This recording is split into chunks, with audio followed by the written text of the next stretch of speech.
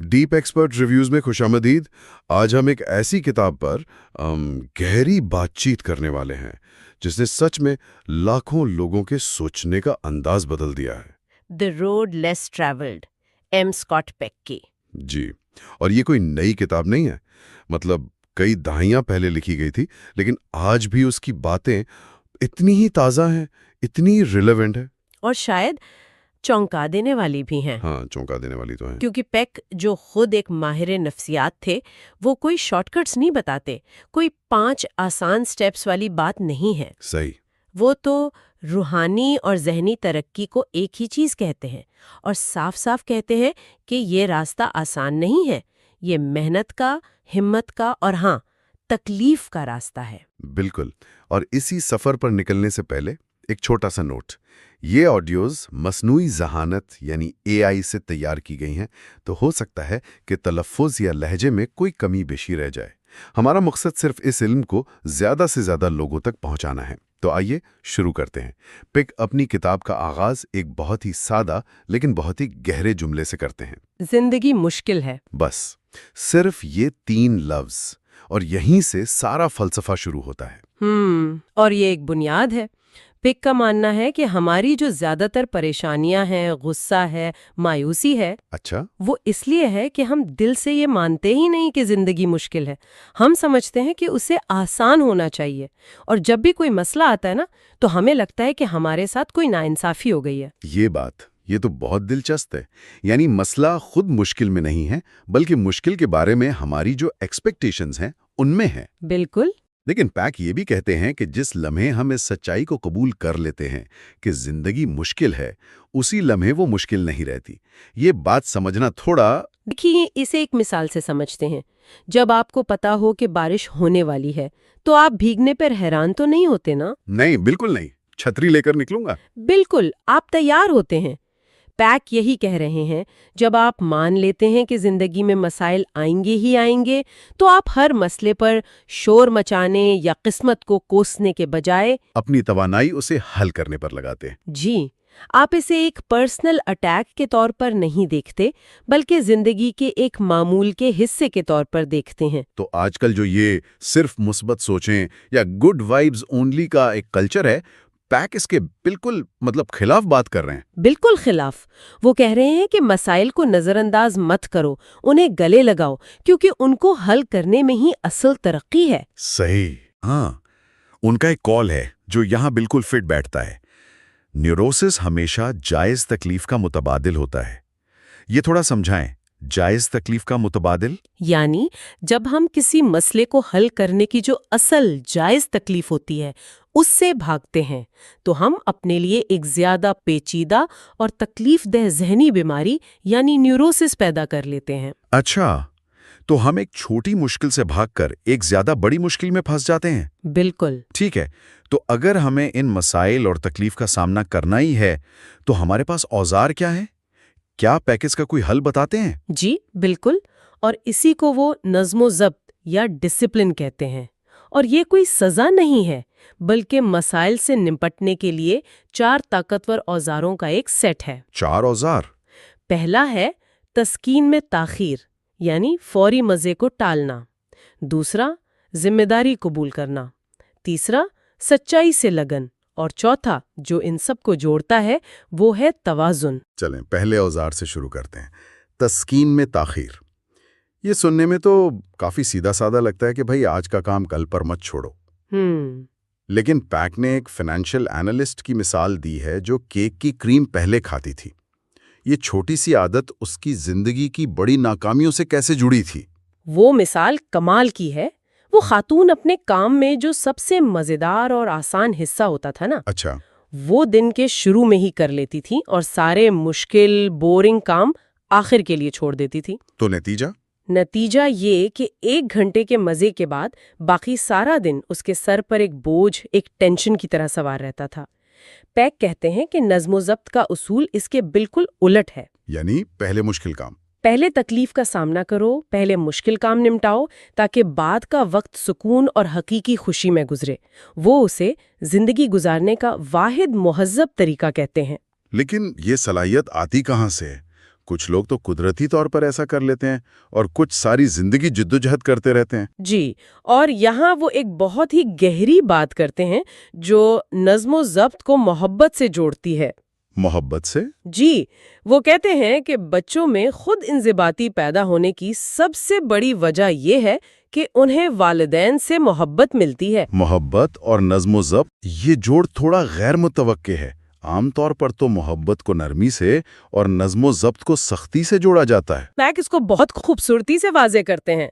देखें, आप सिर्फ उसी चीज़ की परवाह करते हैं और उसे वक्त देते हैं जिससे आप मोहब्बत करते हैं। सही। जैसे कोई बागबान अपने गुलाब के पौधे की काट-छांट में घंटों गुजारता है, क्या वो घास फूस के साथ भी ऐसा करेगा? नहीं, बिल्कुल नहीं। तो जब वालिदैन अपने बच्चे को वक्त देते हैं, उसकी बातें सुनते हैं, उसकी गलतियों पर नरमी से उसे समझाते हैं, तो वो दरअसल बच्चे को ये पैगाम दे रहे होते हैं कि तुम हमारे लिए कीमती हो, तुम इस मेहनत के काबिल हो। बिल्कुल।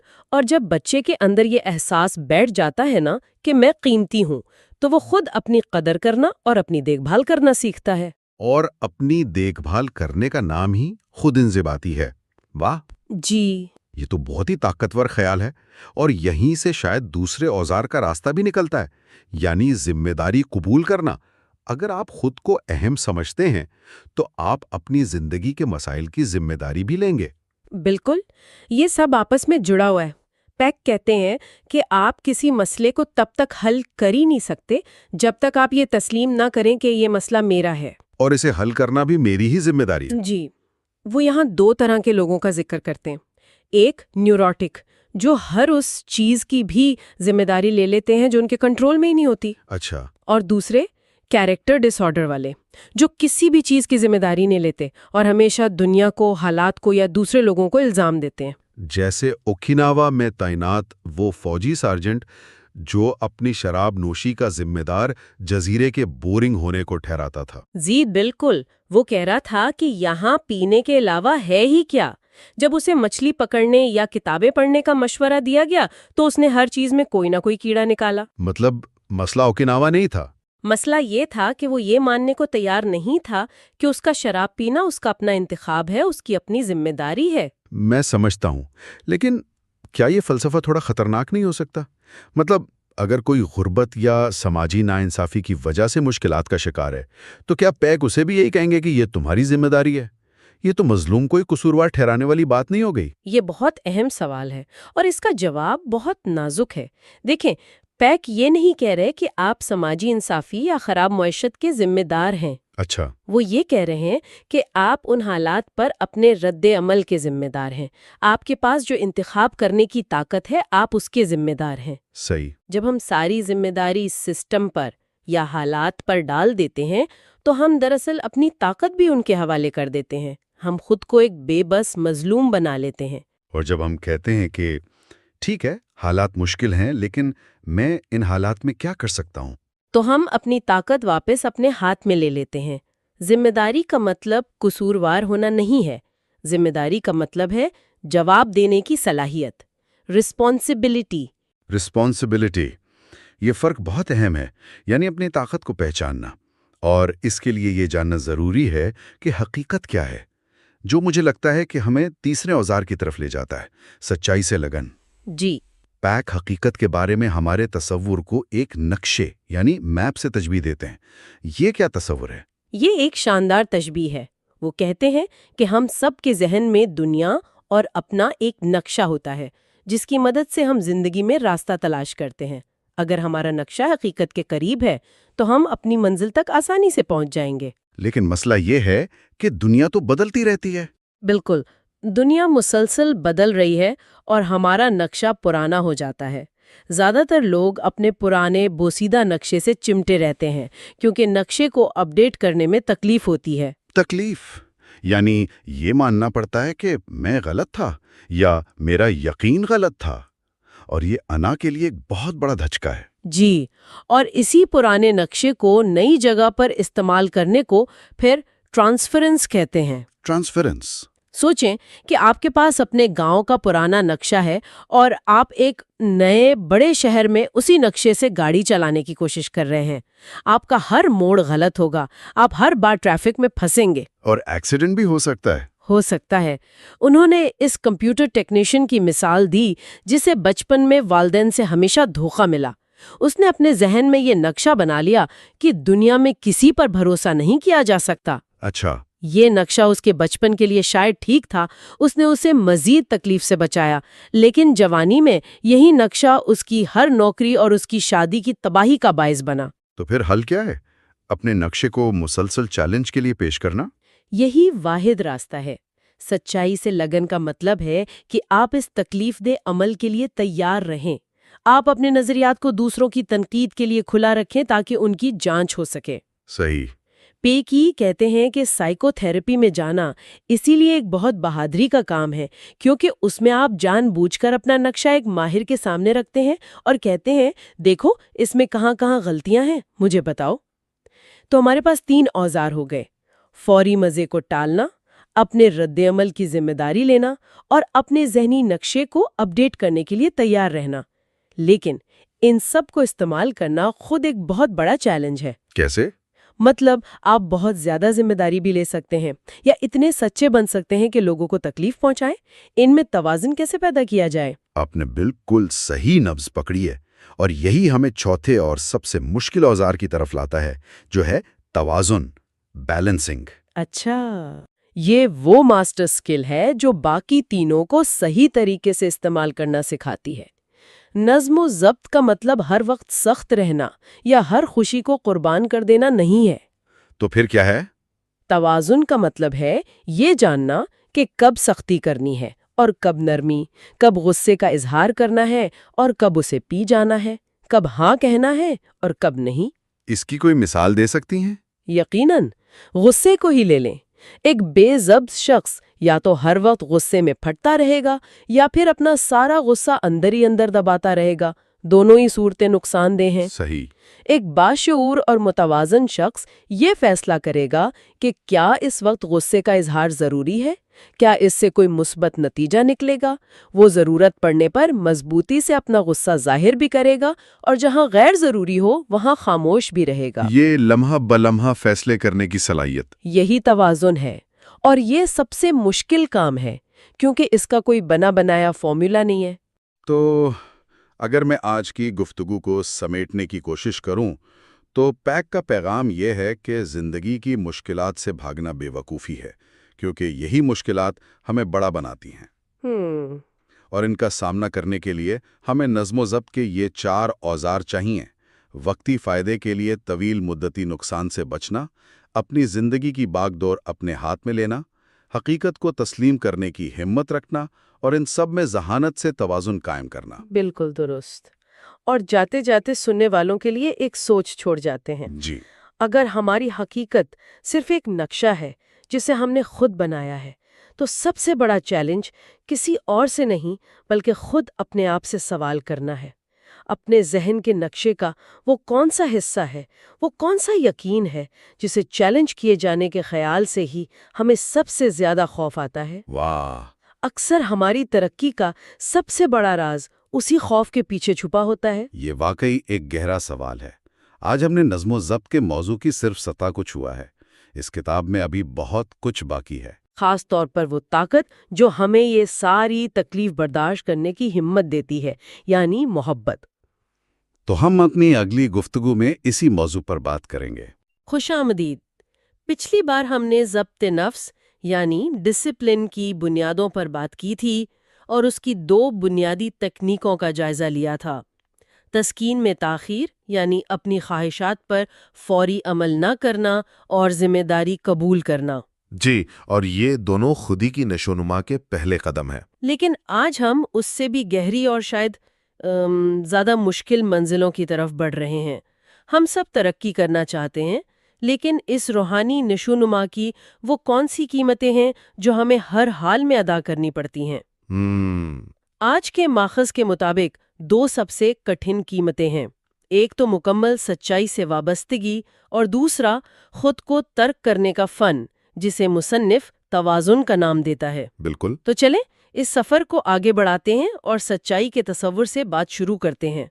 ہم سب کو لگتا ہے کہ ہم جانتے ہیں جھوٹ کیا ہے، لیکن ماخذ سفید جھوٹ اور کالے جھوٹ میں فرق کرتا ہے اور حیرت انگیز طور پر کہتا ہے کہ سفید جھوٹ زیادہ خطرناک ہے۔ جی، یہ بات پہلی نظر میں کچھ عجیب لگتی ہے، اس کے پیچھے کیا منطق ہے؟ یہ واقعی ایک چونکا دینے والا خیال ہے، لیکن اس کی منطق بہت گہری ہے۔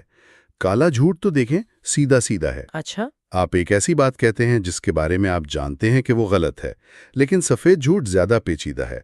اس میں آپ شاید کوئی غلط بات نہیں کہتے، لیکن آپ سچ کا ایک بہت اہم حصہ جان بوجھ کر چھپا لیتے ہیں۔ اور ماخذ کے مطابق یہ زیادہ خطرناک اس لیے ہے کیونکہ یہ ہماری زندگیوں میں بہت زیادہ عام ہے، اسے پکڑنا مشکل ہے، اور معاشرہ اسے اکثر کسی کے جذبات کا خیال رکھنے کے نام پر قبول کر لیتا ہے۔ یہ ایک چھپے ہوئے زہر کی طرح کام کرتا ہے نا؟ چھپے ہوئے زہر کی طرح، یہ ایک طاقتور تشبیہ ہے۔ کیا اس کی کوئی مثال ہے کہ یہ عملی زندگی میں کیسے نظر آتا ہے؟ بالکل۔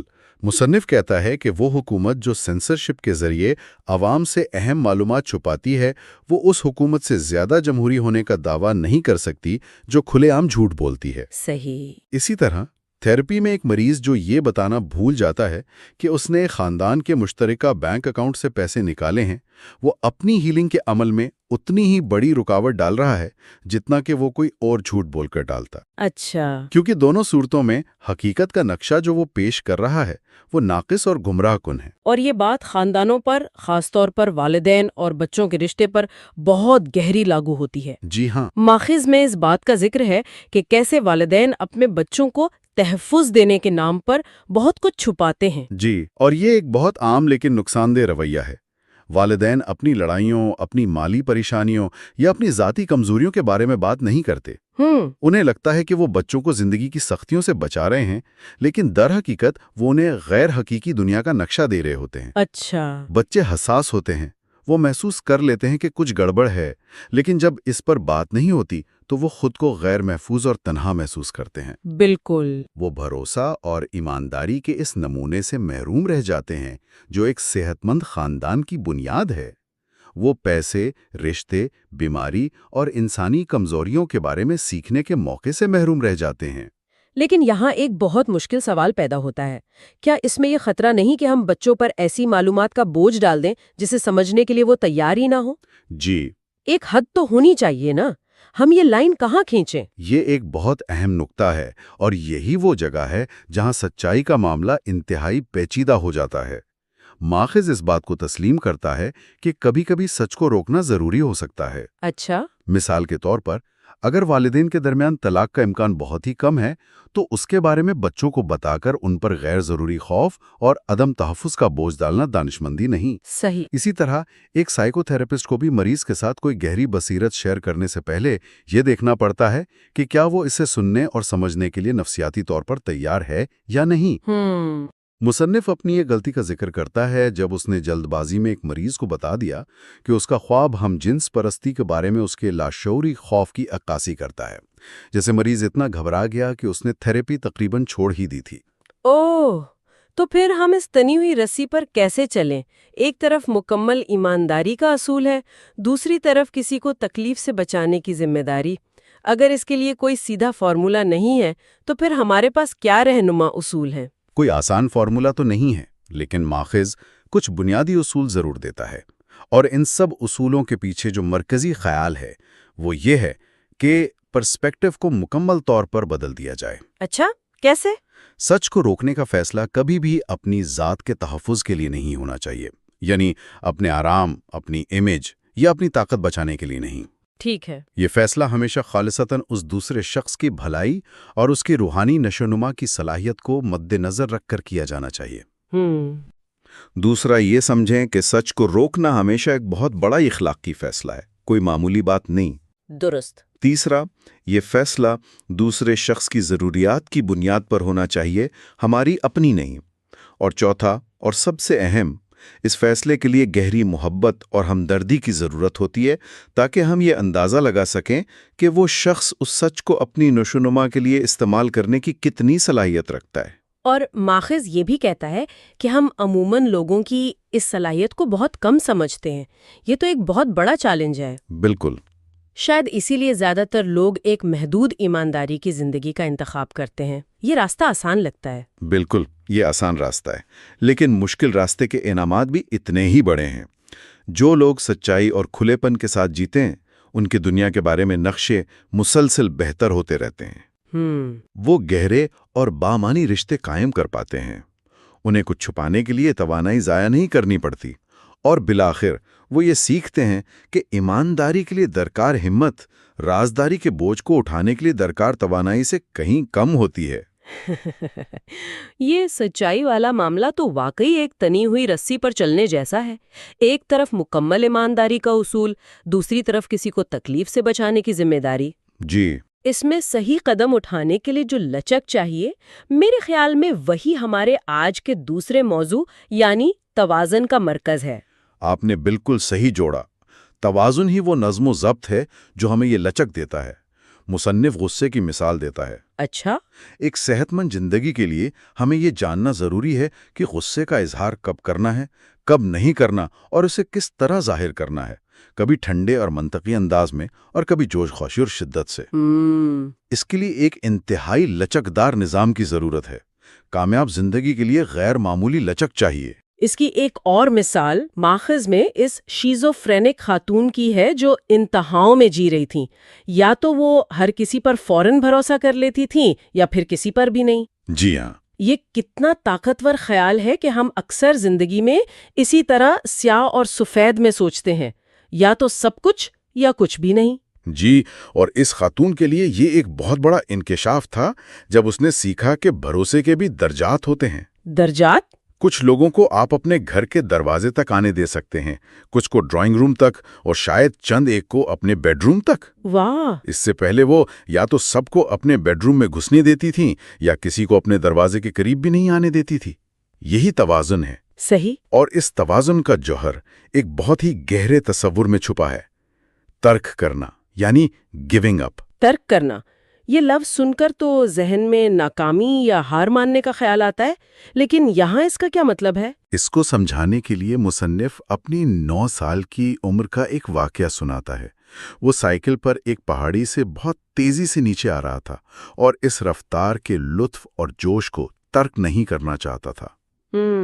नतीजा ये हुआ कि वो वक्त पर मोड़ नहीं काट सका और गिरकर बुरी तरह जख्मी हो गया। ओह! इस दिन उसने एक बहुत बड़ा सबक सीखा। तवाज़ुन खोने का दर्द उस चीज को तर्क करने के दर्द से कहीं ज्यादा होता है जो तवाज़ुन बरकरार रखने के लिए जरूरी है। तो तर्क करना नाकामी नहीं है, बल्कि ये एक स्ट्रैटेजिक फैसला है कि किसी छोटी चीज को, जैसे रफ्तार का मजा, जाने दिया जाए ताकि किसी बड़ी चीज जैसे हिफाजत और कंट्रोल को बचाया जा सके। बिल्कुल। ये तो जिंदगी के हर पहलू पर लागू होता है। बिल्कुल। जिंदगी के सफर में आगे बढ़ने के लिए हमें मुसलसल अपने कुछ हिस्सों को तर्क करना पड़ता है। पुरानी आदत, पुराने नजरियात, पुराने रवैये और यहाँ तक के पुराने रिश्ते भी। ये अमल तकलीफदा होता है, एक छोटी सी मौत की तरह। और इसी दर्द से बचने के लिए बहुत से लोग अपनी नशो नुमा का सफर एक मकाम पर रोक देते हैं। वो जिंदगी के मोड़ काटने की बजाय एक ही जगह ठहर जाते हैं। जी। उसकी एक बहुत ही ज़ाती और तकलीफदेह मिसाल भी दी गई है जब मुसन्निफ अपनी बेटी के साथ शतरंज खेल रहा था। ये मिसाल सुनकर मुझे अपने तजुर्बात याद आ गए। ये कितना मुश्किल होता है ये तस्लीम करना कि आपकी कोई अच्छी खासियत, जैसे जीतने की लगन, किसी दूसरे रिश्ते में रुकावट बन रही है। ये एक बहुत ही तल्ख एहसास होता है।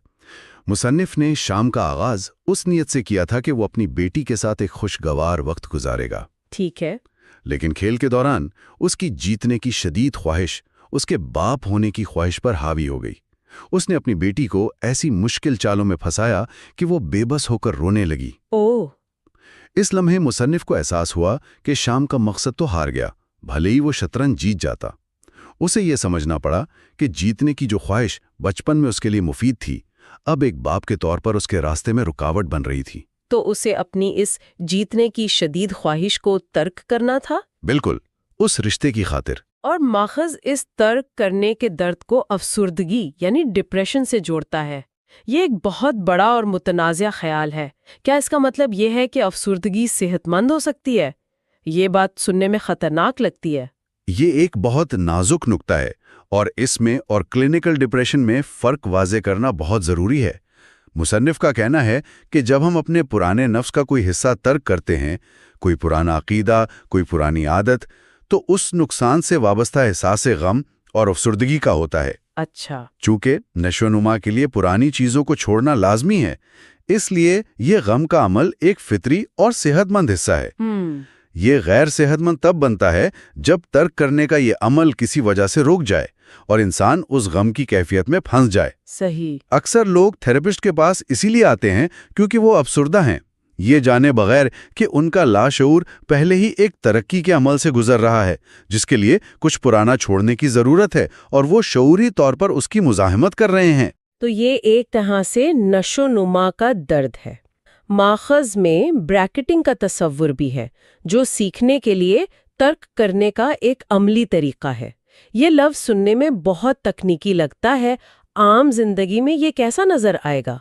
ब्रैकेटिंग का मतलब है कि नई मालूमात और गहरी समझ हासिल करने के लिए आप आर्जी तौर पर अपने आप को, अपने तासुबात, अपने पहले से मौजूद नज़रियात और सही होने की अपनी ख्वाहिश को एक तरफ रख दें। एक तरफ रख दें। जी। तसव्वुर करें कि आप अपने खानदान के किसी फर्द के साथ पैसों के मामले पर एक गर्मा गर्म बहस में हैं। ब्रैकेटिंग का मतलब है कि आप शऊरी तौर पर खुद से कहें, अगले 10 मिनट के लिए मैं अपनी दलील, अपनी कहानी और अपने सही होने के एहसास को एक ब्रैकेट में बंद कर रहा हूं। अच्छा। मेरा वाहिद मकसद सिर्फ ये समझना है कि दूसरे शख्स का खौफ और उसका नुक्ता नज़र क्या है, बगैर अपने जवाब की तैयारी के। ये तो बहुत मुश्किल है। ये तकरीबन एक गैर मामूली किस्म का ज़ब्ते नफ्स है, लेकिन हकीकी ताल्लुक और समझबूझ यहीं से पैदा होती है। उससे कहीं ज्यादा हासिल होता है। जी। ज़ब्ते नफ्स खुद को महदूद करने का नहीं, बल्कि खुद को वुस्अत देने का अमल है। बिल्कुल। पुराने की मौत ही नए की पैदाइश है। मुसन्निफ यहाँ टी.एस. एलीट की एक नज़्म जर्नी ऑफ द मजाए का हवाला देता है। अच्छा। जिसमें वो दाना लोग जो नौज़ायदा मसीह को देखने आए थे, वापस आकर कहते हैं कि वो पैदाइश हमारे लिए एक मौत की तरह थी। वो कहते हैं कि ये एक सख्त और तल्ख अजियत थी। इस नए अकीदे को देखने के बाद वो अपने पुराने आरामदेह तरीकों और अकायद की दुनिया में वापस सुकून से नहीं रह सकते थे। उनका पुराना नफ्स मर चुका था। तो इस सारी गुफ्तगू के बाद आखिरी सवाल ये पैदा होता है, क्या हम दर्द से मुकम्मल तौर पर आज़ाद हो सकते हैं? क्या रूहानी तरक्की हमें एक ऐसी सतह पर ले जा सकती है जहां जिंदगी का दर्द खत्म हो जाए? इसका जवाब हाँ भी है और नहीं भी। अच्छा, ये कैसे? हाँ, इसलिए कि जब मुसीबत को पूरी तरह कबूल कर लिया जाए तो वो एक तरह से मुसीबत नहीं रहती। रूहानी तौर पर तरक्की याफ्ता लोग अक्सर बहुत मोहब्बत करने वाले और खुश मिजाज होते हैं। वो उन छोटी छोटी बातों पर परेशान नहीं होते जो एक आम इंसान के लिए बहुत तकलीफ दे हो सकती हैं। ठीक है। लेकिन इसका जवाब नहीं भी है, क्योंकि गैर मामूली काबिलियत और बेदारी के साथ दुनिया की खिदमत करने की एक बहुत बड़ी जिम्मेदारी भी आती है, जिसमें अक्सर इंतहाई तकलीफदेह फैसले करने पड़ते हैं। जैसे माखिज में एक जनरल की मिसाल दी गई है जिसे अपनी फौज को जंग में भेजने का फैसला करना है। जी। एक आम जनरल के लिए शायद ये सिर्फ एक यूनिट हो, आदादो-शुमार का खेल हो, लेकिन एक रूहानी तौर पर बेदार जनरल के लिए वो 10,000 अलग-अलग जिंदगियां हैं, उनके खानदान हैं, उनके ख्वाब हैं। बिल्कुल। इसके लिए ये फैसला लामहदूद तौर पर ज्यादा तकलीफ देहा है। बिल्कुल। अजमत की एक पहचान दुख सहने की सलाहियत है। बुद्धा और क्राइस्ट की मिसालें दी गई हैं। लोग अक्सर बुद्धा की मुस्कुराहट और सुकून को याद रखते हैं और उनके दुख को भूल जाते हैं, और क्राइस्ट के दुख को याद रखते हैं और उनकी खुशी को भूल जाते हैं। बिल्कुल। हकीकत यह है कि बो के दरख्त के नीचे बुद्धा की खुशी और सलीब पर क्राइस्ट का दुख एक ही सिक्के के दो रुख हैं। वो दोनों इंसानों की तकलीफ को गहराई से महसूस करने की गैर मामूली सलाहियत रखते थे।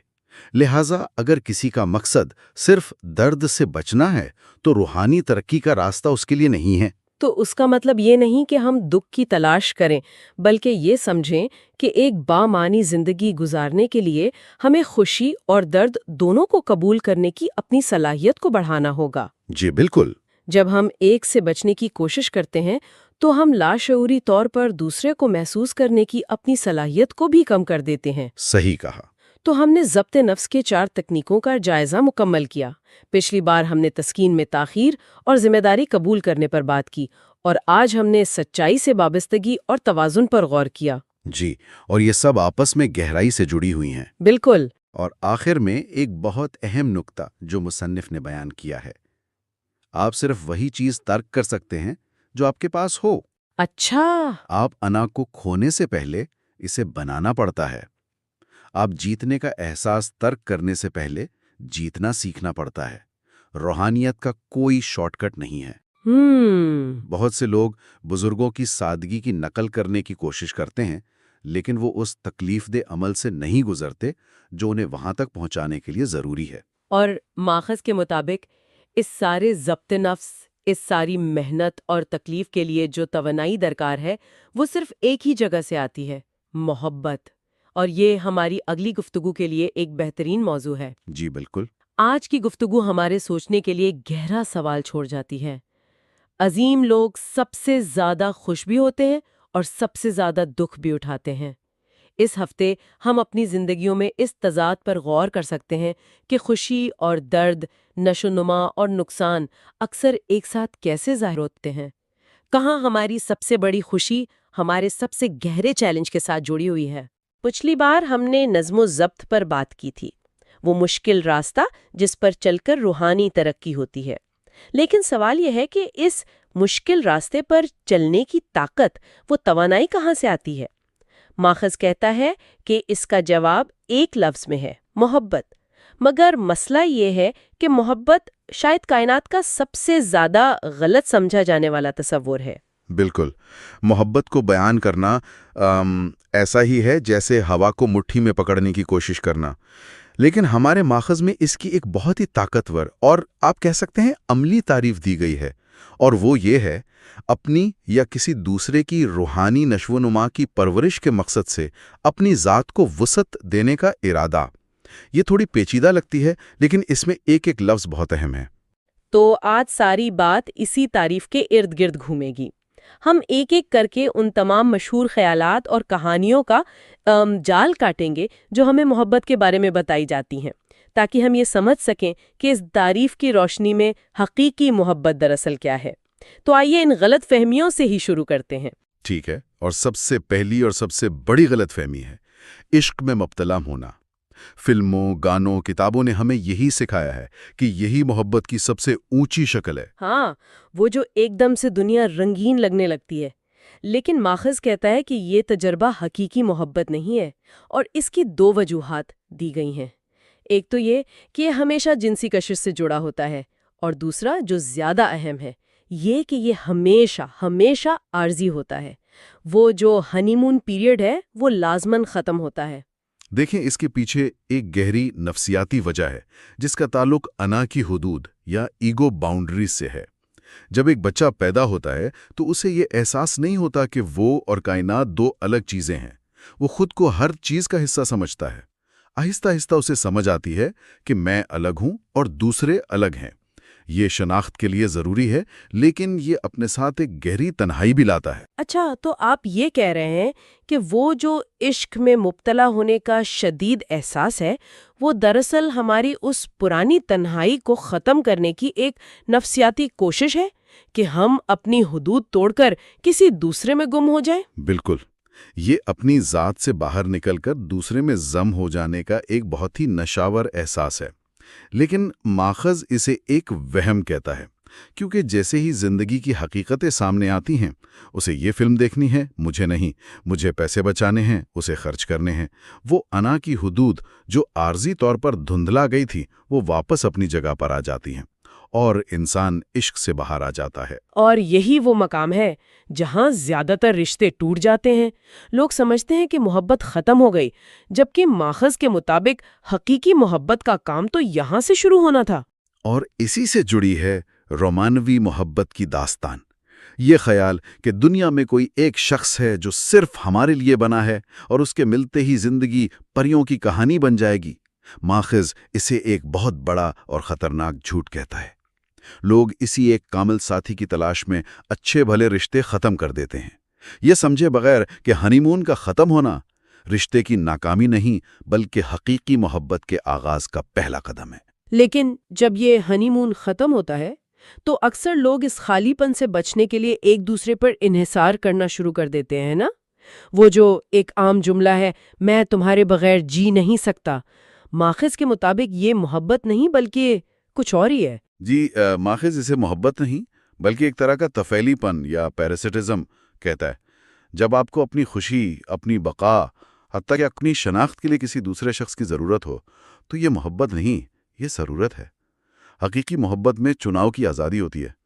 یہ ایک نفسیاتی حالت کی علامت ہو سکتی ہے جسے پیسو ڈیپینڈنٹ پرسنالٹی ڈس آرڈر کہتے ہیں۔ ایسے لوگ محبت پانے میں اتنی توانائی لگا دیتے ہیں کہ ان کے پاس محبت کرنے کی توانائی ہی نہیں بچتی۔ ماخذ میں اس پنچ پریس آپریٹر کی ایک بہترین مثال ہے۔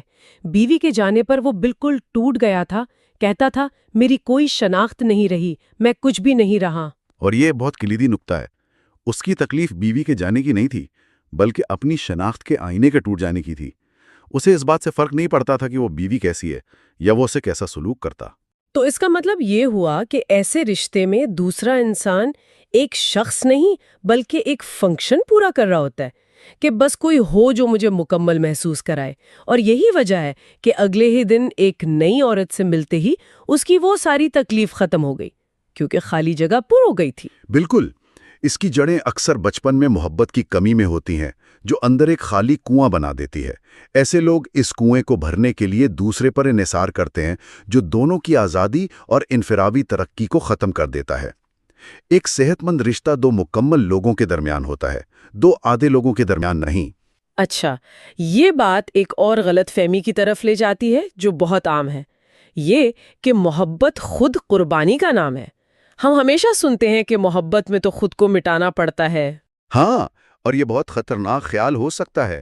ماخذ میں ایک پادری کی مثال ہے جو سمجھتا تھا کہ وہ اپنے خاندان کے لیے سب کچھ قربان کر رہا ہے۔ وہ اپنے جوان بیٹوں کی گاڑی کا انشورنس خود دیتا تھا، بیوی کو ان محفلوں میں لے جاتا تھا جہاں اس کا اپنا دم گھٹتا تھا۔ وہ خود کو ایک عظیم قربانی دینے والا شخص کے طور پر دیکھتا تھا۔ لیکن حقیقت کچھ اور تھی۔ حقیقت یہ تھی کہ اس کا والد ایک بہت لاپرواہ اور غیر ذمہ دار شخص تھا، اور اس نے بچپن میں ہی فیصلہ کر لیا تھا کہ وہ اپنے والد کے بالکل برعکس بنے گا۔ اس کی یہ ساری قربانیاں دراصل محبت کا اظہار نہیں تھے، بلکہ اس کی اپنی اس شبیہ کو برقرار رکھنے کی کوشش تھی کہ میں ایک اچھا اور شفیق باپ اور شوہر ہوں۔ تو اس عمل میں وہ نادانستہ طور پر اپنے خاندان کو نقصان پہنچا رہا تھا۔ جی، وہ اپنے بیٹوں کو غیر ذمہ دار بنا رہا تھا اور اپنی بیوی کو خود پر منحصر رکھ رہا تھا تاکہ وہ خود کو ضروری محسوس کر سکے۔ حقیقی محبت صرف دینا ہی نہیں بلکہ یہ جاننا بھی ہے کہ کب نہیں دینا ہے۔ اس میں تعریف بھی ہے اور عمدہ تعمیری تنقید بھی۔ بعض اوقات محبت کا سب سے بڑا اظہار نہیں کہنا ہوتا ہے تاکہ دوسرا شخص خود اپنے پیروں پر کھڑا ہونا سیکھے۔ تو پھر محبت نہ تو خود غرضی ہے اور نہ ہی خود کو مٹا دینا۔ ماخذ کہتا ہے کہ یہ بے وقت خود غرضانہ اور بے غرض ہوتی ہے۔ خود غرضانہ اس لیے کہ ہم اپنی روحانی نشوونما کے لیے محبت کرتے ہیں، اور بے غرض اس لیے کہ ہم دوسرے کی نشوونما چاہتے ہیں۔ یہ ذات کی توسیع ہے، ذات کی تباہی نہیں۔ بالکل ٹھیک، اور یہ ہمیں آخری اور شاید سب سے بڑی غلط فہمی تک لاتا ہے۔ اچھا، یہ نکتہ تو شاید سب سے زیادہ چونکا دینے والا ہے۔ ہم اپنی پوری زندگی یہی سنتے اور محسوس کرتے ہیں کہ محبت ایک بہت شدید احساس ہے، لیکن ماخذ کہہ رہا ہے کہ یہ بھی ایک غلط فہمی ہے۔ یہ کیسے ممکن ہے؟ یہ اس لیے ممکن ہے کیونکہ احساسات اور اعمال دو مختلف چیزیں ہیں۔ ماخذ اس شرابی کی مثال دیتا ہے جو بار میں بیٹھ کر آنسو بہا رہا ہے کہ میں اپنے خاندان سے بہت محبت کرتا ہوں۔ اس وقت اسے واقعی محبت کا شدید احساس ہو رہا ہوگا، لیکن اس کا عمل کیا ہے؟ وہ گھر سے دور ہے جبکہ اس کا خاندان شاید اس کا منتظر ہے۔ اس کا عمل محبت والا نہیں ہے۔ تو یہاں فرق کیا ہے؟ وہ جو احساس ہے اسے کیا کہیں گے؟ نفسیات میں اسے کیتھریکسس یعنی کیتھیکسس کہتے ہیں۔ یہ وہ عمل ہے جس کے ذریعے کوئی شخص، چیز یا خیال ہمارے لیے اہم ہو جاتا ہے اور ہم اس میں اپنی جذباتی توانائی لگاتے ہیں۔ یہی محبت کا احساس پیدا کرتا ہے۔ لیکن مسئلہ یہ ہے کہ ہم کسی بھی چیز کو کیتھیکٹ کر سکتے ہیں، اپنی گاڑی، اسٹاک مارکیٹ، کوئی مشہور شخصیت، اور یہ احساس آتا جاتا رہتا ہے۔ تو اگر محبت احساس نہیں ہے تو پھر کیا ہے؟ ماخذ کے مطابق حقیقی محبت ایک ارادہ ہے یعنی ول، اور ایک عمل یعنی ایکشن۔ یہ ایک عزم ہے، ایک فیصلہ ہے۔ محبت کا احساس ہو یا نہ ہو، ایک محبت کرنے والا شخص محبت کرنے کا انتخاب کرتا ہے. جیسا کہ کہا گیا ہے، محبت وہ ہے جو محبت کرے. مطلب لو از ایز لو ڈز. آپ کے اعمال بتاتے ہیں کہ آپ محبت کرتے ہیں یا نہیں، آپ کے احساسات نہیں. ٹھیک ہے، تو ہم نے یہ سارے مشہور خیالات مسمار کر دیے. محبت عشق میں مبتلا ہونا نہیں ہے، یہ انحصار نہیں ہے، یہ خود قربانی نہیں ہے، اور یہ صرف ایک احساس بھی نہیں ہے. تو پھر سوال یہ ہے کہ آخر یہ ہے کیا؟ اس تعریف کی روح سے روحانی نشو و نما کے لیے ذات کو وسعت دینے کا ارادہ، اس کا عملی مطلب کیا ہے؟ اس کا عملی مطلب ہے محنت اور ہمت. محبت ایک عمل ہے، اور اس عمل کی سب سے بنیادی اور سب سے اہم شکل ہے توجہ، یعنی اٹینشن. جب ہم کسی سے محبت کرتے ہیں تو ہم اس کی نشو و نما کے لیے اسے اپنی توجہ دیتے ہیں. توجہ دینا، یہ تو بہت سادہ سی بات لگتی ہے. لگتی سادہ ہے لیکن ہے بہت مشکل. حقیقی توجہ کا مطلب ہے اپنی مصروفیات، اپنے خیالات، اپنے مشوروں اور اپنے تعصبات کو عارضی طور پر ایک طرف رکھ دینا. اسے بریکٹنگ کہتے ہیں. اس کا مطلب ہے کہ جب آپ کسی کو سن رہے ہوں تو آپ اپنے تمام جوابات، اپنی رائے، ان سب کو ایک تصوراتی شیلف پر رکھ دیں. آپ کا واحد کام اس وقت صرف یہ سمجھنا ہے کہ دوسرا شخص کیا کہہ رہا ہے اور کیا محسوس کر رہا ہے، جیسے آپ ایک خالی برتن ہے جو صرف بھرنے کا انتظار کر رہا ہے. اور اس توجہ دینے کا سب سے عام طریقہ ہے سننا. ماخذ میں ایک عالم کی تقریر کی بڑی دلچسپ مثال ہے. زیادہ تر لوگوں کو وہ تقریر بہت بورنگ لگی، لیکن ایک شخص نے پوری محنت سے ایک ایک لفظ پر دھیان دے کر سنا. بعد میں اس نے بتایا کہ 1.5 گھنٹے بعد اس کے سر میں درد تھا، گردن اکڑ گئی تھی اور وہ بری طرح تھک گیا تھا. کیوں؟ کیونکہ وہ سننے کی محنت کر رہا تھا. وہ صرف آوازیں نہیں سن رہا تھا، وہ معنی سمجھنے کی کوشش کر رہا تھا. اور اس محنت کا پھل اسے یہ ملا کہ اسے بے شمار نئے خیالات اور بصیرت ملی. حقیقی طور پر سننا ایک بہت مشکل ذہنی کام ہے. اور یہی اصول رشتوں، خاص طور پر بچوں کے ساتھ تعلقات پر لاگو ہوتا ہے. بچوں کو واقعی سننا یہ بہت بڑی محنت ہے. آپ ایک ہی وقت میں فون دیکھتے ہوئے یا کھانا پکاتے ہوئے بچے کو حقیقی توجہ نہیں دے سکتے. نہیں دے سکتے. اس کے لیے آپ کو سب کچھ چھوڑ کر پوری طرح اس کے ساتھ موجود ہونا پڑتا ہے. یہ مکمل طور پر اس بچے کا وقت ہونا چاہیے. لیکن اس محنت کا نتیجہ انمول ہے.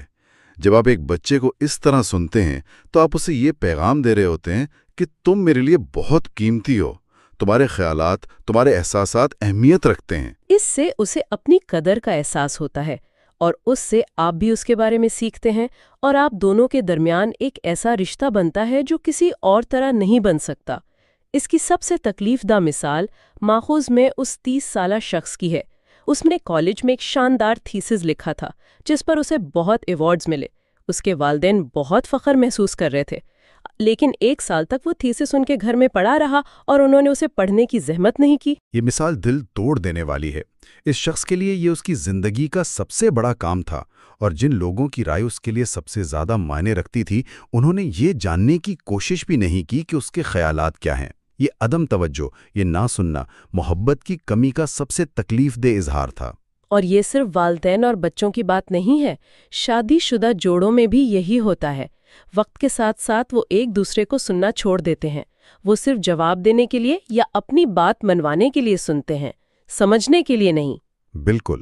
جب جوڑے ایک دوسرے کو دوبارہ پوری توجہ سے بریکنگ کے اصول کے ساتھ سننا سیکھتے ہیں، تبھی ان کے رشتے میں دوبارہ نشوونما شروع ہوتی ہے. یہ سننے کا عمل ہی محبت کا سب سے بڑا عملی ثبوت ہے. تو آج کی گفتگو کا خلاصہ یہ ہے کہ محبت کوئی جادوئی، غیر فعال احساس نہیں ہے جو بس ہم پر طاری ہو جاتا ہے. یہ ایک شعوری انتخاب ہے، ایک ارادہ ہے اور ایک عمل ہے. یہ ایک محنت ہے، اور اس محنت کا سب سے بڑا اظہار دوسرے کو اپنی پوری توجہ دینے، خاص طور پر اسے حقیقی معنوں میں سننے کے عمل میں ہوتا ہے. اور یہ بات ہمیں ٹھیک وہیں واپس لے آتی ہے جہاں سے ہم نے پچھلی بار بات چھوڑی تھی، نظم و ضبط کر. نظم و ضبط پر عمل کرنے کے لیے جس بے پناہ توانائی کی ضرورت ہوتی ہے وہ اسی محبت کے ارادے سے آتی ہے.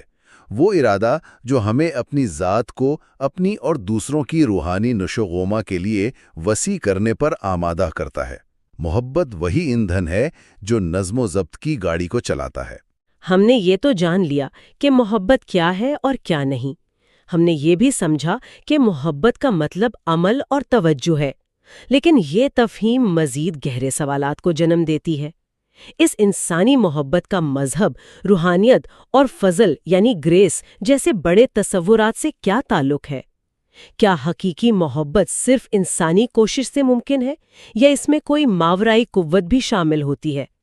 اپنی اگلی گفتگو میں ہم اسی موضوع کو آگے بڑھائیں گے اور محبت کے اس تصور کو وسیع روحانی کائنات کے تناظر میں سمجھنے کی کوشش کریں گے۔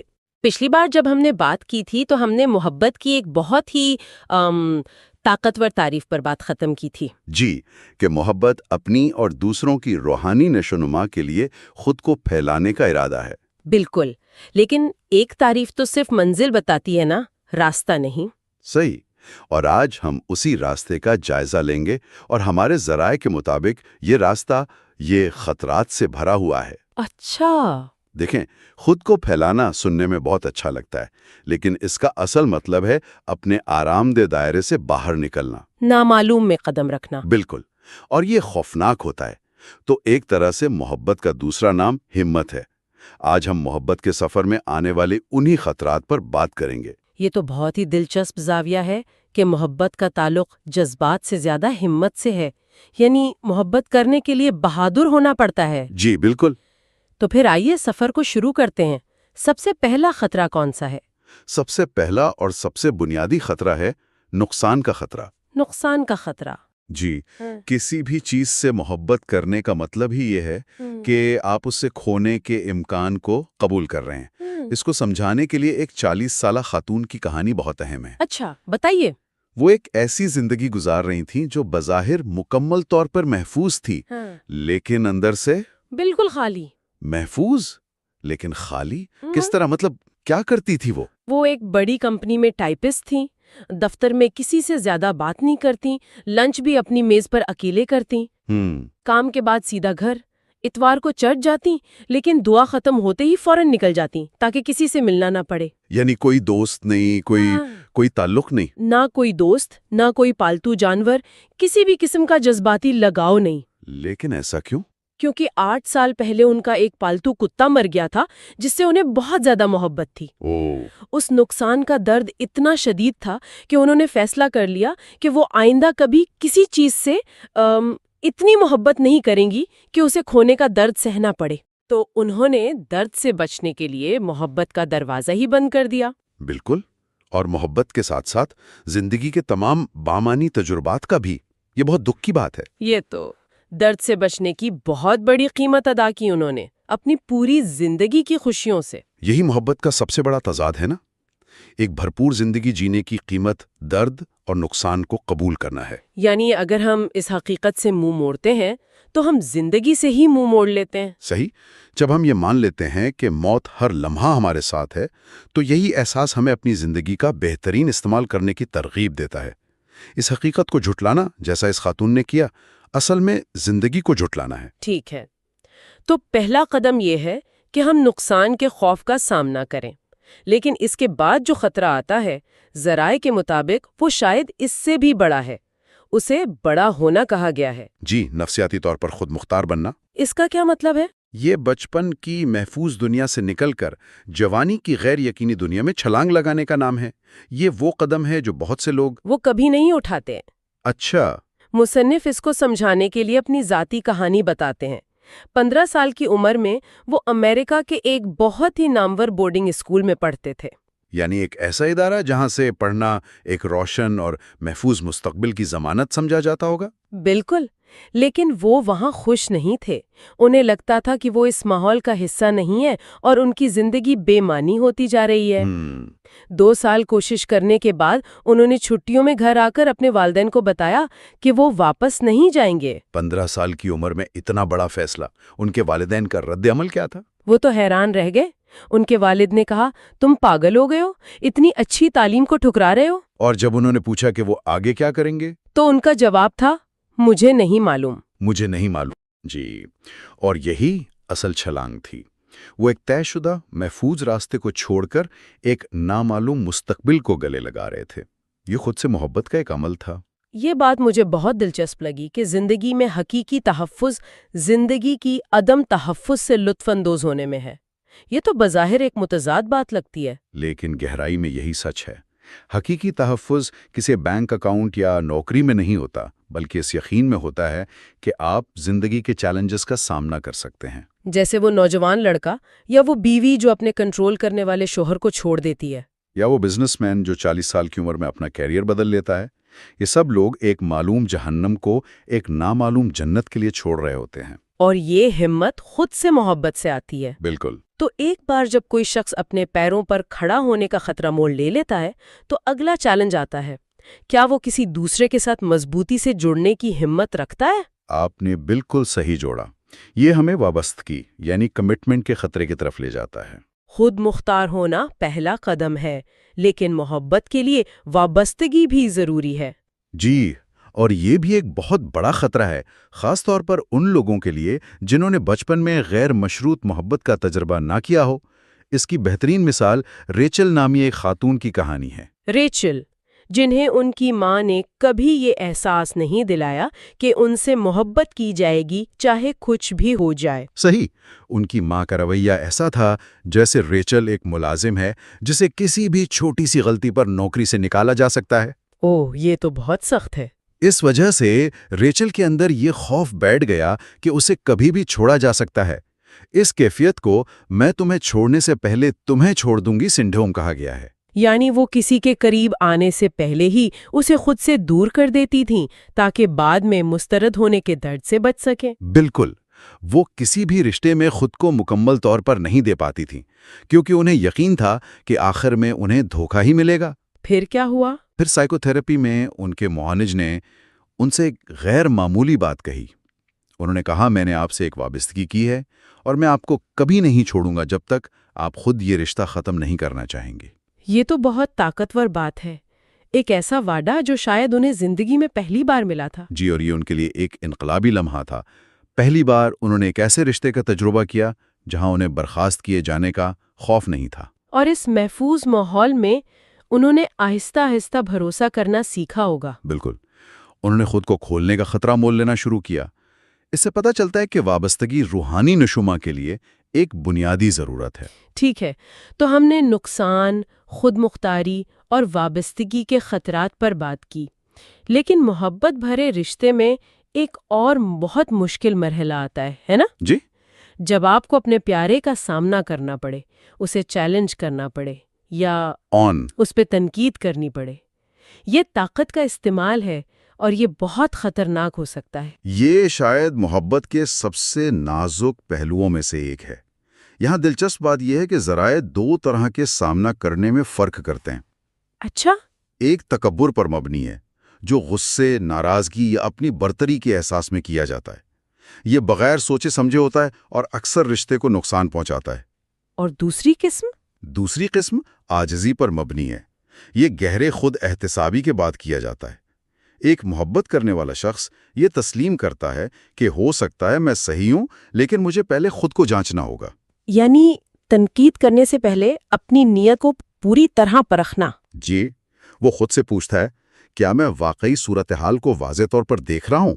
کہیں ایسا تو نہیں کہ میں اپنی محدود سوچ کی وجہ سے اس کے راستے کو غلط سمجھ رہا ہوں؟ لیکن کیا سامنا نہ کرنا بھی ایک مسئلہ ہو سکتا ہے؟ بالکل، جب کسی کی روحانی نشوونما کے لیے ضروری ہو تو اس کا سامنا نہ کرنا بھی محبت کی ناکامی ہے۔ جیسے اس پادری کی مثال دی گئی ہے۔ جی، وہ اپنی بیوی کے ظالمانہ اور تباہ کن رویے کا کبھی سامنا نہیں کرتے۔ وہ اپنی خاموشی کو محبت اور صبر کا نام دیتے ہیں، لیکن حقیقت میں یہ بزدلی اور محبت کی ناکامی ہے۔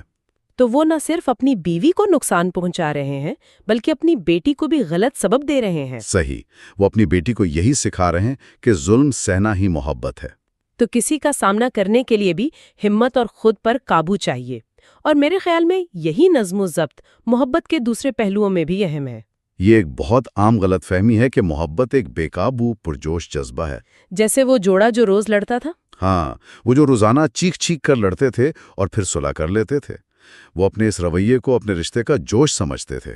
لیکن حقیقی محبت میں نظم و ضبط ہوتا ہے۔ بالکل، اور نظم و ضبط سے مراد جذبات کو دبانا ہرگز نہیں۔ تو پھر کیا ہے؟ اس کا مطلب ہے جذبات کو ایک اچھے مالک کی طرح سنبھالنا، ان کا احترام کرنا، انہیں سننا، لیکن انہیں رہنمائی بھی دینا۔ ایک کہاوت ہے نا، اتھلے نالے شور کرتے ہیں۔ کم گہرے ندی نالے شور مچاتے ہیں، جی، جبکہ گہرے پانی چپ چاپ بہتے ہیں، گہرا پانی خاموشی سے بہتا ہے۔ جی، جذبات کا بے قابو ہونا ان کی گہرائی کی علامت نہیں ہوتا۔ اور نظم و ضبط کا ایک اور پہلو یہ بھی ہے کہ ہماری محبت کرنے کی توانائی محدود ہے۔ یہ ایک بہت اہم نکتہ ہے۔ ہم ہر کسی سے حقیقی گہری محبت نہیں کر سکتے۔ یہ کوشش کرنا خود کو اور دوسروں کو دھوکہ دینا ہوگا۔ یعنی ہمیں دانشمندی سے انتخاب کرنا ہوگا کہ ہم اپنی یہ قیمتی توانائی کہاں صرف کرتے ہیں۔ جی، اور یہ انتخاب اس بات پر مبنی ہونا چاہیے کہ کون ہماری محبت سے سب سے زیادہ روحانی طور پر ترقی کر سکتا ہے۔ یہ ایک مشکل انتخاب ہے، لیکن محبت کی قدردانی کا تقاضا یہی ہے۔ یہ تمام نکات ایک دوسرے سے جڑے ہوئے ہیں۔ اب ہم آخری نکتے کی طرف آتے ہیں، جو شاید سب سے گہرا اور سب سے زیادہ حیران کن ہو۔ محبت علیحدگی ہے۔ یہ بات سمجھنا تھوڑا مشکل ہے، کیونکہ ہم ہمیشہ محبت کو ایک ہو جانے سے جوڑتے ہیں۔ یہ خیال شاعرانہ طور پر تو بہت خوبصورت ہے، لیکن نفسیاتی طور پر بہت خطرناک ہو سکتا ہے۔ حقیقی محبت دوسرے شخص کی انفرادیت کا احترام کرتی ہے اور اسے پروان چڑھاتی ہے۔ اور اس کی سب سے بڑی ناکامی نرگسیت یعنی نارسسزم ہے۔ جی، نرگسیت وہ کیفیت ہے جہاں انسان دوسروں کو، خاص طور پر اپنے بچوں کو، اپنی ذات کا ہی ایک حصہ سمجھتا ہے، ان کی الگ شناخت کو تسلیم نہیں کرتا۔ جیسے وہ سوسن نامی مریضہ کی کہانی ہے۔ بالکل۔ جب سوسن نے فون پر اپنی ماں کو بتایا کہ اسے پی ایچ ڈی میں داخلہ مل گیا ہے تو اس کی ماں رونے لگیں۔ خوشی سے؟ نہیں، دکھ سے۔ وہ کہنے لگیں، اوہ تم اتنی دور چلی جاؤ گی، میں تمہیں کتنا یاد کروں گی۔ یعنی انہوں نے اپنی بیٹی کی کامیابی کو اپنی بیٹی کی کامیابی کے طور پر نہیں دیکھا۔ نہیں، بلکہ صرف اپنے نقصان کے طور پر دیکھا۔ وہ اپنی بیٹی کو اپنی ذات سے الگ ایک فرد کے طور پر نہیں دیکھ پا رہی تھیں۔ یہی نرگسیت ہے۔ تو اس کے برعکس صحت مند محبت کیسی ہوتی ہے؟ شادی کے لیے وہ بیس کیمپ والی تشبیہ بہت اچھی لگی۔ وہ ایک بہترین تشبیہ ہے۔ شادی ایک محفوظ، مضبوط بیس کیمپ کی طرح ہونی چاہیے۔ یہ وہ جگہ ہے جہاں سے دونوں ساتھی اپنی اپنی انفرادی چوٹیوں کو سر کرنے کے لیے نکلتے ہیں۔ شوہر اپنی چوٹی سر کرنے جاتا ہے، بیوی اپنی۔ جی، پھر وہ واپس بیس کیمپ آتے ہیں، اپنے تجربات بانٹتے ہیں، ایک دوسرے کو تقویت دیتے ہیں اور پھر اگلے سفر کے لیے تیار ہوتے ہیں۔ لیکن کیا یہ حقیقی زندگی میں ممکن ہے؟ اکثر ایسا نہیں ہوتا کہ ایک پارٹنر بیس کیمپ کی ذمہ داریوں میں اتنا کھو جاتا ہے کہ اپنی چوٹی سر کرنے کا خواب ہی بھول جاتا ہے۔ یہ ایک بہت حقیقی خطرہ ہے، اور یہی محبت کی ناکامی ہوتی ہے۔ اگر شوہر صرف پہاڑ چڑھتا رہے اور بیس کیمپ کو نظر انداز کر دے تو ایک دن وہ واپس آئے گا تو کیمپ تباہ ہو چکا ہوگا۔ اور اگر بیوی بیس کیمپ کو ہی منزل سمجھ لے تو وہ رشتہ گھٹن زدہ ہو جائے گا۔ صحت مند محبت میں دونوں کی ضرورت ہوتی ہے، بیس کیمپ کی دیکھ بھال بھی اور انفرادی چوٹیوں کو سر کرنے کی آزادی بھی۔ خلیل جبران نے بھی کچھ ایسا ہی کہا تھا، اپنے ساتھ ہونے میں فاصلے رہنے دو۔ اور مندر کے ستون الگ الگ کھڑے ہوتے ہیں، اور بلوط اور صنوبر کے درخت ایک دوسرے کے سائے میں نہیں بڑھ سکتے۔ یہی نکتہ ہے۔ محبت دو الگ الگ مضبوط شناختوں کا جشن ہے جو ایک دوسرے کے سفر میں مددگار ثابت ہوتی ہیں، نہ کہ ایک دوسرے میں ضم ہو جاتی ہیں۔ تو آج کی گفتگو کا خلاصہ کریں تو یہ واضح ہوتا ہے کہ محبت کوئی نرم و نازک غیر فعال احساس نہیں ہے۔ نہیں، ہرگز نہیں۔ یہ ایک فعال، ہمت والا سفر ہے، ایک ایسا سفر جس میں نقصان کو قبول کرنے کا خطرہ، اپنے پیروں پر کھڑے ہونے کا خطرہ، کسی سے جڑنے کا خطرہ اور سچ بولنے کا خطرہ مول لینا پڑتا ہے۔ اور یہ سفر نظم و ضبط اور دوسرے کی انفرادیت کے گہرے احترام کا تقاضا کرتا ہے۔ جی، اور یہ صرف کسی دوسرے کے لیے نہیں بلکہ خود کی روحانی نشو و نما کے لیے بھی ضروری ہے۔ جب ہم کسی دوسرے کی نشو و نما میں مدد کرتے ہیں تو ہماری اپنی نشو و نما بھی ہوتی ہے۔ ہم نے پچھلی نشست میں محبت کی تعریف کی اور آج اس کے کٹھن راستے اور خطرات کو سمجھا۔ اگلی بار ہم اس سلسلے کے آخری باب پر بات کریں گے، لیکن جاتے جاتے سامعین کے لیے ایک سوال چھوڑ جاتے ہیں۔ جی، ذرا ایک حتمی معمہ پیش کرتے ہیں، ایک ایسی پہیلی جو ان تمام باتوں کے بعد ذہن میں آتی ہے۔ وہ کیا ہے؟ اگر محبت روحانی نشوونما کی کنجی اور ذہنی بیماری کا علاج ہے تو خود محبت کہاں سے آتی ہے؟ اور یہ کیسے ممکن ہے کہ کچھ لوگ جو ایسے ماحول میں پرورش پاتے ہیں جہاں محبت کا نام و نشان نہیں ہوتا، اس کے باوجود بڑے ہو کر محبت کرنے والے انسان بن جاتے ہیں؟ یہ ایک معجزہ لگتا ہے نا؟ اس کا مطلب ہے کہ محبت کی کوئی ایسی قسم بھی ہے جو ہماری کوششوں سے ماورا ہے؟ شاید۔ اس سوال کا جواب اگلے موضوع یعنی فضل میں پوشیدہ ہو سکتا ہے، جس پر ہم اپنی اگلی نشست میں بات کریں گے۔ پچھلی بار ہم نے ٹرانسفرنس پر بات کی تھی، یعنی یہ سمجھنے کی کوشش کی تھی کہ ہم کیسے اپنے ماضی کے تجربات کا نقشہ حال پر لاگو کرتے ہیں۔ جی۔ آج ہم اسی خیال کو اور گہرائی میں لے جا رہے ہیں۔ ہم اس بنیادی سوال کا جائزہ لیں گے کہ دنیا کو دیکھنے کا ہمارا نظریہ، ہمارا ورلڈ ویو آخر بنتا کیسے ہے؟ بالکل۔ اور ہمارے ذرائع ایک بہت بڑا دعویٰ کرتے ہیں کہ یہ ورلڈ ویو، چاہے ہم مانیں یا نہ مانیں، دراصل ہر انسان کا ایک ذاتی مذہب ہے۔ اچھا۔ تو آج ہم اسی کی کھوج کریں گے کہ یہ ذاتی مذہب ہمارے بچپن میں کیسے جڑیں پکڑتا ہے، یہ ہماری ذہنی صحت پر کیسے اثر کرتا ہے، اور روحانی ترقی کے سفر میں اسے بدلنا کیوں اتنا ضروری ہو سکتا ہے۔ تو ہمارا مشن یہ سمجھنا ہے کہ ہمارے بچپن کے تجربات، ہمارے عقائد اور ہماری ذہنی خوشی کے درمیان کیا پیچیدہ تعلق ہے۔ جی۔ تو آئیے اس گہری گفتگو کا آغاز کرتے ہیں۔ اچھا، تو سب سے پہلی اور سب سے چونکا دینے والی بات جو ماخذ میں کہی گئی ہے وہ یہی ہے کہ ہر انسان کا کوئی نہ کوئی مذہب ہوتا ہے۔ جی۔ یہاں تک کہ ان لوگوں کا بھی جو خود کو دہریہ کہتے ہیں یا مذہب کو بالکل نہیں مانتے۔ یہ بات ہضم کرنا تھوڑی مشکل ہے۔ اس کا کیا مطلب ہے؟ دیکھیں، اس کا مطلب یہ ہے کہ یہاں مذہب کی تعریف کو صرف خدا یا عبادت گاہوں تک یا مذہبی رسومات تک محدود نہیں رکھا جا رہا۔ بالکل۔ یہاں مذہب سے مراد کسی شخص کا کائنات کے بارے میں سب سے بنیادی تصور ہے، یعنی یہ دنیا کیسی جگہ ہے؟ کیا یہ ایک بے ترتیب افراتفری والی جگہ ہے، یا یہ ایک ظالم اور خطرناک جگہ ہے جہاں زندہ رہنے کے لیے آپ کو بھی بے رحم بننا پڑے گا، یا پھر یہ ایک مہربان اور خیال رکھنے والی جگہ ہے؟ واہ، یہ تو ایک بہت بڑا دعویٰ ہے۔ یعنی اگر میرا کوئی دوست ہے جو کہتا ہے کہ میں کسی چیز پر یقین نہیں رکھتا، میں تو بس عملیت پسند ہوں، تو اس نظریے کے مطابق اس کی عملیت پسندی ہی اس کا مذہب ہے؟ بالکل، یہی مطلب ہے۔ مطلب اس کا یہ عقیدہ کہ دنیا صرف وہی ہے جو نظر آتی ہے اور اس کے علاوہ کچھ نہیں، یہی اس کا ایمان ہے؟ جی، وہ عملیت پسندی ہی اس کا بنیادی مفروضہ ہے جس کی بنیاد پر وہ اپنے تمام فیصلے کرتا ہے۔ یہ تو سوچنے کا پورا انداز ہی بدل دیتا ہے۔ بالکل، اور ایک سائیکو تھراپسٹ کے لیے یہ سمجھنا انتہائی ضروری ہے، کیونکہ ماخذ یہ کہتا ہے کہ کسی بھی مریض کا عالمی نظریہ ہمیشہ اس کے مسائل کا ایک لازمی حصہ ہوتا ہے۔ اچھا۔ علاج کا مطلب ہی اس نظریے کو، اس نقشے کو چیلنج کرنا اور اسے درست کرنا ہے۔ اچھا، تو یہ نظریہ بنتا کیسے ہے؟ اس کو سمجھنے کے لیے ماخذ میں سٹیورٹ نامی ایک انجینئر کی مثال دی گئی ہے جو شدید ڈپریشن کا شکار تھا اور خود کو پکا دہریہ کہتا تھا۔ جی۔ لیکن اس کی کہانی سے پتہ چلتا ہے کہ ہمارے عقائد کی جڑیں کتنی گہری اور چھپی ہوئی ہو سکتی ہیں۔ جی، سٹیورٹ ایک کامیاب انجینئر تھا لیکن اپنی زندگی سے بالکل ناخوش تھا۔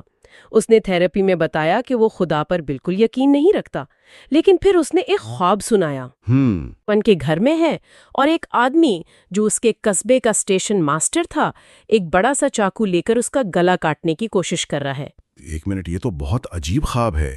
مطلب خواب تو اکثر بے معنی اور عجیب و غریب ہوتے ہیں۔ جی بالکل۔ ایک اسٹیشن ماسٹر کے خواب کو سیدھا کسی غیر عقیدے سے جوڑ دینا، کیا یہ تشریح تھوڑی کھینچتان کرنے کی گئی؟ یہ ایک بہت اچھا سوال ہے۔ بظاہر تو ایسا ہی لگتا ہے، لیکن تھراپی میں علامتوں کو گہرائی سے دیکھا جاتا ہے۔ جب اس سے پوچھا گیا کہ اسٹیشن ماسٹر کون ہوتا ہے تو سٹیورٹ نے خود بتایا کہ وہ ایک طاقتور شخص ہے۔ اچھا۔ وہ ٹرینوں کی آمد و رفت کو کنٹرول کرتا ہے، یعنی زندگی اور موت پر ایک طرح کا اختیار رکھتا ہے۔ صحیح۔ وہ ٹیلی گراف کی تاروں کے ذریعے پوری دنیا سے پراسرار پیغامات وصول کرتا ہے، یعنی وہ ہر چیز سے باخبر ہے۔ تو آہستہ آہستہ یہ تصویر واضح ہوئی کہ یہ اسٹیشن ماسٹر سٹیورٹ کے لاشعور میں ایک ظالم اور سزا دینے والے خدا کی علامت تھا۔ وہ خدا جس سے وہ شعوری طور پر انکار کرتا تھا۔ جی، لیکن لاشعوری طور پر اس پر پورا یقین رکھتا تھا اور اس سے خوفزدہ تھا۔ اور اس خوف کا تعلق سیدھا اس کے بچپن سے تھا، ہے نا؟ اس کے والدین بظاہر بہت مذہبی تھے، ہر وقت محبت کی باتیں کرتے تھے، لیکن ان کا رویہ بالکل الٹ تھا۔ بالکل، وہ اسے روزانہ چھوٹی چھوٹی باتوں پر بیلٹ، ڈنڈوں اور جھاڑوؤں سے مارتے تھے۔ تو اسٹیورٹ نے بچپن میں یہ سیکھا کہ دنیا میں طاقتور ہستیاں یعنی اس کے والدین محبت کی باتیں تو کرتی ہیں، لیکن اصل میں وہ ظالم، ناقابل اعتبار اور کسی بھی وقت آپ کو سزا دے سکتی ہیں۔ تو اس کا گلا کاٹنے والے خدا کا تصور ان کی باتوں سے نہیں بلکہ ان کے عمل سے آیا تھا۔ بالکل درست۔ یہیں پر مائکروکازم اور میکروکازم کا تصور آتا ہے، جس کا ہم نے پچھلی بار بھی ذکر کیا تھا۔ جی ہاں، ہمارا خاندان ہماری ابتدائی مائکروکازم یعنی چھوٹی کائنات ہوتا ہے۔ ہم اسی چھوٹے دنیا کے تجربات کی بنیاد پر پوری بڑی دنیا یعنی میکروکازم کا ایک نقشہ بنا لیتے ہیں۔ اور اسٹیورٹ کا نقشہ اس کے گھر کے لیے تو بالکل ٹھیک تھا۔ بالکل، جہاں واقعی خطرہ تھا اور طاقتور لوگ ناقابل اعتبار تھے۔ لیکن جب اس نے اسی نقشے کو پوری دنیا پر لاگو کیا تو وہ ہر رشتے اور ہر صورتحال میں اسی خطرے کو تلاش کرنے لگا، جس کی وجہ سے وہ شدید ڈپریشن کا شکار ہو گیا۔ اس کا نقشہ پرانا ہو چکا تھا۔ جی، ناقص ہو چکا تھا۔ تو اگر ہمارا بچپن کا بنایا ہوا نقشہ غلط یا پرانا ہو چکا ہے تو ہم اسے ٹھیک کیسے کریں؟ یہیں پر ماخذ ایک بہت ہی دلچسپ خیال پیش کرتا ہے کہ ہمیں سائنسدان بننا ہوگا۔ یہ ایک بہت طاقتور استعارہ ہے۔ لیکن سائنسدان بننا یہ سننے میں تو بہت اچھا لگتا ہے، پر اس کا عملی مطلب کیا ہے؟ کیا اس کا مطلب ہے کہ ہر اس عقیدے کو رد کر دیا جائے جو ہمارے والدین نے ہمیں سکھایا ہے؟ مشکل ضرور ہے، لیکن ماخذ کے مطابق ناگزیر ہے۔ اچھا، روحانی طور پر بڑھنے کے لیے ہمیں ایک سائنسدان جیسا رویہ اپنانا ہوگا۔ ایک اچھا سائنسدان کیا کرتا ہے؟ وہ کسی بھی مفروضے کو حتمی سچائی نہیں مانتا۔ وہ ہر چیز پر سوال اٹھاتا ہے۔ جی، اسے چیلنج کرتا ہے اور اسے ثبوت اور تجربے کی کسوٹی پر پرکھتا ہے۔ مصنف کہتا ہے کہ اچھا بنا بنایا مذہب جیسی کوئی چیز نہیں ہوتی۔ ہمیں اپنے والدین سے ملے ہوئے تیار شدہ مذہب کو آنکھیں بند کر کے قبول کرنے کے بجائے اسے شک کی نظر سے دیکھنا ہوگا۔ تو اس سائنس کے مذہب کا پہلا اصول یہی ہے، ہر مفروضے پہ شک کرو۔ جی، خاص طور پر ان پر جو تمہیں سکھائے گئے ہیں۔ تو اپنے والدین کے عقائد پر سوال اٹھانا دراصل روحانیت کی کمی نہیں بلکہ روحانی ارتقاء میں قدم آگے بڑھنا ہے۔ بالکل۔ یہ بات ان لوگوں کے لیے بہت حیران کن ہوگی جو سمجھتے ہیں کہ ایمان کا مطلب ہی سوال نہ کرنا ہے۔ اچھا، اگر ہمیں اپنے والدین کے دیے ہوئے عقائد پر شک کرنا ہے تو یہ ایک بہت بڑے اور متنازع سوال کو جنم دیتا ہے۔ کیا یہ ممکن ہے کہ خدا پر یقین رکھنا بذات خود ایک مسئلہ ہو، ایک طرح کی نفسیاتی بیماری؟ یہ ایک بہت گہرا سوال ہے اور اس کا کوئی آسان جواب نہیں ہے۔ اسی لیے ماخذ ہمیں 3 بالکل مختلف لوگوں کی کہانیاں سناتا ہے۔ پہلا کیس کیتھی کا ہے۔ ٹھیک ہے۔ وہ 20 سال کی ایک لڑکی تھی جسے شدید خوف اور گھبراہٹ کے دورے پڑتے تھے۔ اسے ہر وقت لگتا تھا کہ وہ مرنے والی ہے۔ اور اس کی وجہ اس کا مذہبی عقیدہ تھا۔ جی، اس کی ماں نے اس پر ایک بہت ہی سخت اور سزا دینے والا کیتھولک عقیدہ مسلط کیا تھا۔ اچھا، اس کے نزدیک معمولی جنسی خیالات بھی گناہ کبیرہ تھے جن کی سزا صرف موت تھی۔ اس کا خدا اسٹیورٹ کے اسٹیشن ماسٹر جیسا ہی تھا۔ ایک ظالم جج؟ جی، جو ہر وقت سزا دینے کو تیار رہتا ہے۔ اس کے لیے اس کا عقیدہ ایک ذہنی جیل بن چکا تھا، تو اس کے علاج کے لیے اس عقیدے کی دیواروں کو توڑنا ضروری تھا۔ تو اس کیس میں خدا پر یقین واقعی ایک بیماری کی طرح تھا جسے ختم کرنا پڑا۔ بالکل۔ تھراپی کے اختتام پر وہ ایک ایسی جگہ پہنچی جہاں خدا کا تصور اس کے لیے غیر اہم ہو گیا۔ وہ اس جیل سے آزاد ہو گئی تھی۔ تو اس کے لیے جواب تھا ہاں، یقین ایک بیماری تھی۔ جی، لیکن پھر مارشا کی مثال آتی ہے جو بالکل الٹ تھی۔ وہ ایک سرد اور دانشور گھرانے سے آئی تھی جہاں مذہب کا مذاق اڑایا جاتا تھا۔ اور وہ ڈپریشن میں تھی کیونکہ اسے اپنی زندگی بے معنی اور خالی لگتی تھی۔ ہاں، اسے کبھی اپنے والدین سے وہ گرم جوشی اور محبت نہیں ملی تھی جس کی اسے ضرورت تھی۔ جب تھراپی میں اسے پہلی بار ایک ایسا رشتہ ملا جہاں اسے سمجھا گیا اور اس کا خیال رکھا گیا تو اس کے اندر سے خود بخود ایک روحانی احساس پیدا ہونے لگا۔ اچھا، اس نے کہنا شروع کیا کہ دنیا اب گرم، محفوظ اور محبت کرنے والی محسوس ہوتی ہے۔ اس کے اندر قدرتی طور پر خدا پر یقین پیدا ہو گیا۔ تو ایک کے لیے علاج کا مطلب ایمان کو چھوڑنا تھا اور دوسرے کے لیے اسے پانا، اور پھر تیسرا کیس تھیوڈور کا بھی ہے۔ جی، تھیوڈور جس کے نام کا مطلب ہی خدا سے محبت کرنے والا ہے۔ وہ جوانی میں مذہبی تھا، لیکن پھر ذاتی سانحات کے بعد وہ خدا سے شدید ناراض اور متنفر ہو گیا۔ اس نے دنیا سے خود کو کاٹ لیا۔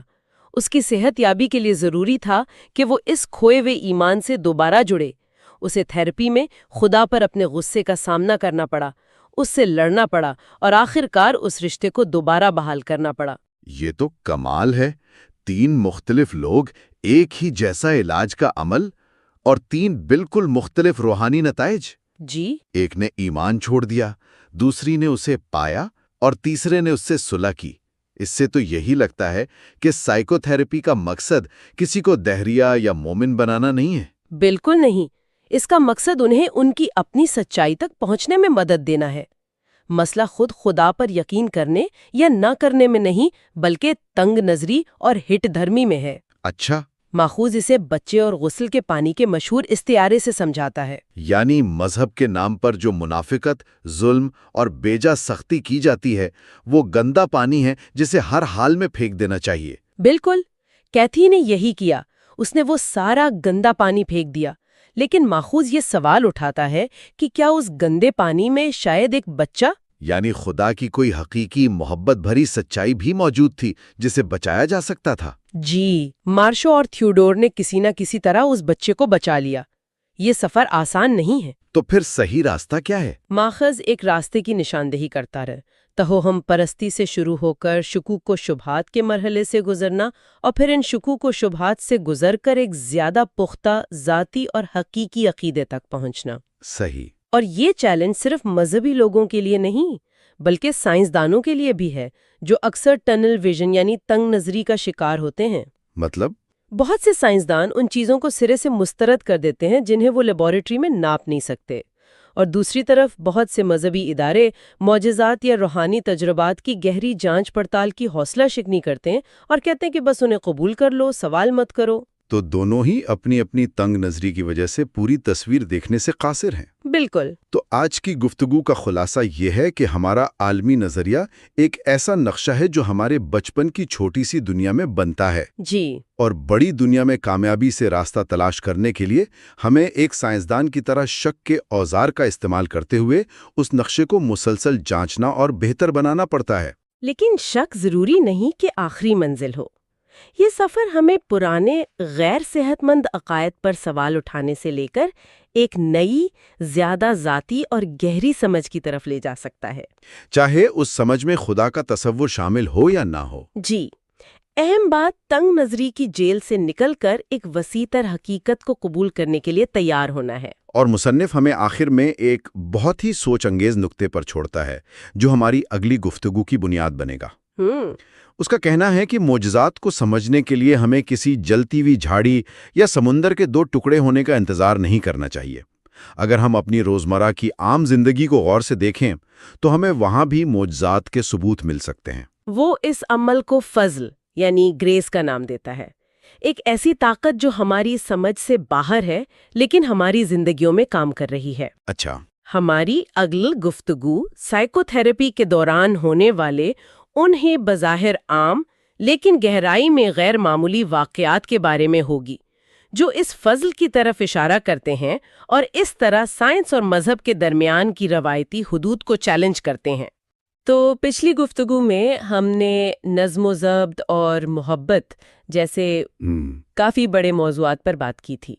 آج ہم اس کتاب کے آخری اور شاید سب سے اہم حصے پر پہنچے ہیں۔ جی، جو ایک طرح سے ان تمام باتوں کو جوڑتا ہے، بالکل، جو ان تمام تصورات کو ایک ساتھ جوڑ کر ایک بڑی تصویر دکھاتا ہے۔